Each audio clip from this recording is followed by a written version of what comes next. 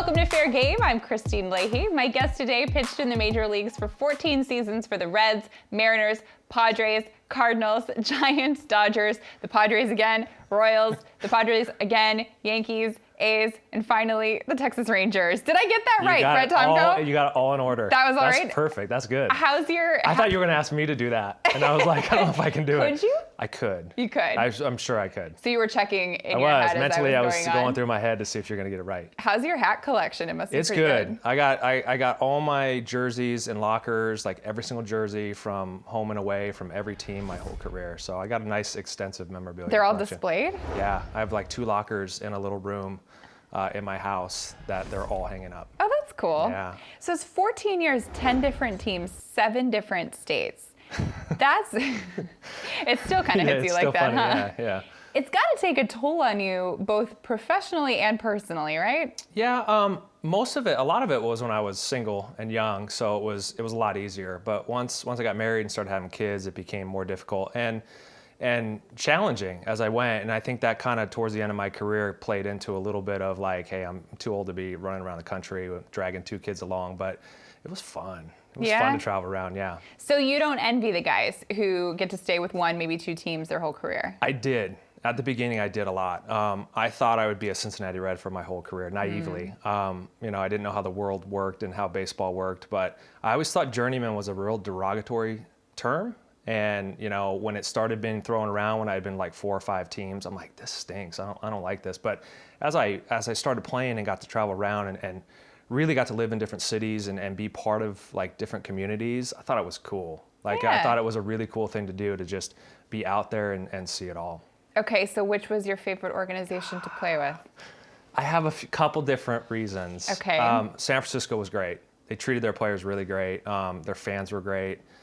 St. Louis was good. I never heard, I think maybe one time, them boo their home team, which I thought was, you don't hear that very often. So, and being part of the Yankees, it's hard not to say the Yankees, to put on those pinstripes and say it wasn't a cool experience. Yeah. Which was your favorite city to play in? Like city-wise? I love San Francisco. Okay. I had just got married, so to like really dive into the city and get the culture and travel around, it was really cool. Just good people up there. It's like an East Coast city on the West Coast, which I thought was an interesting dynamic. Yeah, that's nice. Yeah. Pitchers usually learn, like physically, they are taught pitching or they improve with pitching coaches. I found it very interesting that I thought you were going somewhere else with Really? that. Yeah. Where do you think I was going to go? Because people say pitchers aren't athletes. Oh, no. So I was like, oh, you're going there right away? No, I think they're athletes. No, most position players don't think we're athletes. That's a big thing. It's your own teammates. Yeah. Oh no. Yeah. Why? It's a divided culture. No. Yeah. Wait. Yeah. So wait. Hold on. So your teammates, like the rest of the guys, don't really like the pitchers? The pitchers, they don't consider us athletes. Why? We just pitch. What's their argument? We just throw a ball. Like we're not as physically, we're not hitting, fielding. Depending which league you're in, you also have to hit. Yeah, we do. Yeah, I mean, a lot of it's a joke, but it's a common thread throughout baseball. Like, oh, pitchers aren't athletes. Has any pitcher ever gotten really offended by this and like been a problem in the clubhouse? No. But like watch any pop-up in the infield, pitchers, like, they're gone. We're told not to. You're like, well, I can see why. We're told not to even go close to it. I get that. Because we're not athletes. That's not because you're not an athlete. That's because you're valuable.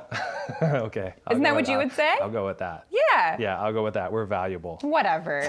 Whatever. Oh, and probably because you don't have to play every day. Yeah, we're undervalued, I think. I will say though, pitchers are extremely hard to cover. Like when I was a reporter, pitchers are tough because. Why so?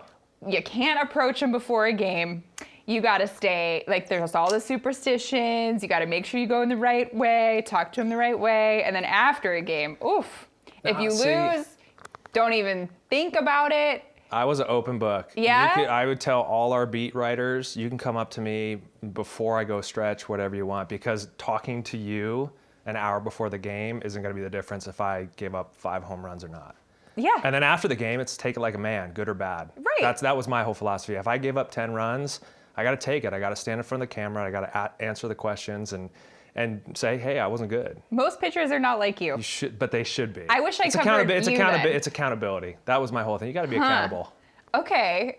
So do Yeah. you have But any... I know a lot of people, Randy Johnson, don't go near him. Like, Yeah. do not go near him the whole day. I mean, I used to cover the Red Sox. It was brutal. Pedro. Yes. Pedro was like that. It was brutal. Yep. You can't get any access to No, them. I was like, come talk to me, I'm good. It kept me more relaxed. I feel like I stepped a foot too close one time pregame, and it was like it threw off the whole juju of the game. No, if I did bad, it was because I stunk. That's kind of how I went after it. More pitchers should be like you. I like this. Okay, where I was going Okay. with this conversation was usually you're taught by a pitching coach or somebody. You improved your pitching with a book. Yeah. Granted, it was Nolan Ryan's book, Yeah. but it was a book. Yeah. So I wasn't recruited at all out of high school. I was a basketball player. I wanted to go play college basketball. That was my first love. But I had a moment in a basketball game where another guy that was really good in our conference dunked on me. It was kind of like the writing on the wall. Like, you better shift your focus. Yeah. And so I redshirted at University of South Florida, and I bought Nolan Ryan's Pitcher's Bible. And I knew nothing about it. I was a chubby kid, like never worked out. And What made you decide to buy that? Because I was like, I don't know what I'm doing. Like, But I don't you know. knew that this was the book you should buy? I was in a bookstore and I was just looking at baseball books, and I was like, oh, this is a cool book. And I started flipping through it, and it was a whole workout. And so I was like, I'm gonna do this workout. So that summer I gained like 8 miles an hour on my fastball.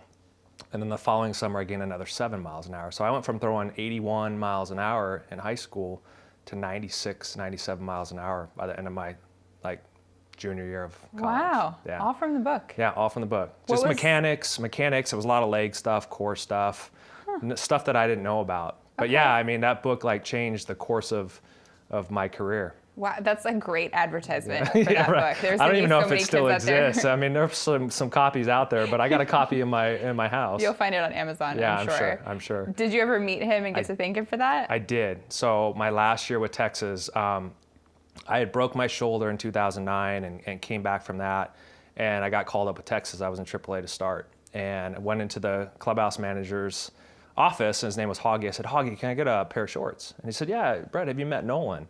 I turned around, it was Nolan Ryan. And like, I've only been nervous to meet a couple like baseball people, because when you're in it, it's just what it is. And I turned around and saw him, it was like, I didn't have words. He's like, hey, Brett, take a seat. So I sat there with Nolan Ryan for like 45 minutes. I told him the whole story about that and just talked about the book and my journey through, you know, the minor leagues and the big leagues and my career. And it was a really cool moment to sit there and go, you know, kind of came full circle. You know? Was he like, yeah, of course I helped He's you? like, yeah, I mean, look at me. Yeah. You know, was he he just thought surprised? it was cool. He's like, oh, yeah. And then he told me the story about like, you know, writing the book and getting with the author and kind of like putting it together and why they put it together. So I got a little more background of like exactly kind of why they wrote it. But I don't know if he ever knew like what impact it had on people, but you know, it was fun to get to tell him that. Yeah, that's so cool. Yeah. You were part of one of the biggest trades in baseball history when the Mariners traded Ken Griffey Jr. to the Reds. When you found out that you were part of this massive trade, what is that like for you? I was devastated. Like, you know, naively, I was with the Reds. I thought I'd be there forever. I loved it up there. I was told a week before the trade that I was not going to be in the trade by our general manager, Jim Bowden. I was at Reds Fest, and the rumors were going around, and I pulled him aside. He's like, you are not in it, 100%. Oh. So I went home and was getting ready, and a beat writer emailed me. It was before texting and all that, and he said, hey, you're going to be in the trade. And You so, found out from a beat writer? yeah. So I called Jim Bowden, and I said, hey, you know, I'm leaving for Sarasota tomorrow. I'm getting on a plane. I don't want to fly to Florida if I'm going to be traded.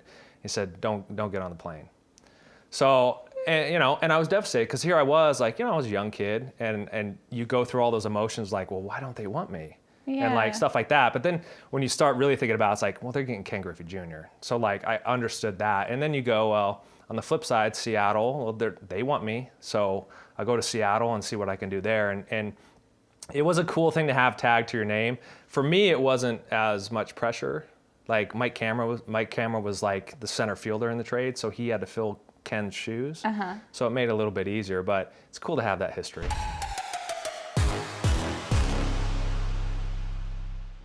Check out our YouTube channel, Fair Game on FS1 to catch all the best highlights of our show. And don't forget to hit the subscribe button so you never miss an episode.